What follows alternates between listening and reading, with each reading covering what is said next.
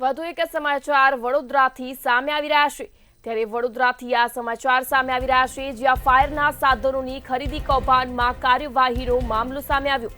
મનપાના 3 અધિકારી સસ્પેન્ડ કરાયા હોવાની માહિતી સામે આવી ત્યારે સમગ્ર મામલે મ્યુનિસિપલ કમિશનર અરુણ મહેશ બાબુનું નિવેદન સામે આવ્યું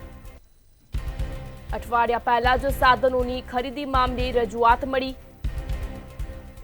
ત્યારે 2-3 દિવસ મીડિયામાં પણ ચાલ્યું હતું તેવું મ્યુનિસિપલ કમિશનરે જણાવ્યું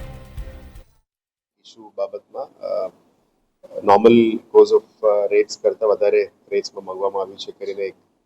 રજૂઆત મળેલી હતી આ રજૂઆત ઘણી બધી ન્યૂઝપેપર્સમાં અને મીડિયાના મારફતે પણ લગભગ અઠવાડિયાની અંદર ચાલતું હતું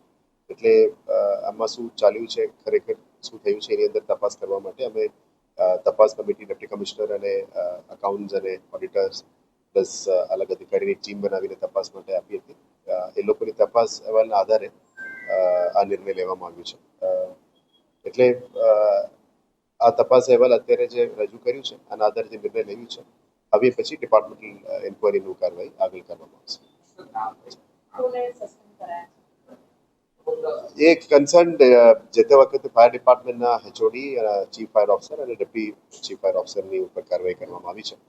જે તે વખતે રજૂઆતના આધારે આ તપાસ કરીને આ નિર્ણય લેવામાં આવ્યો છે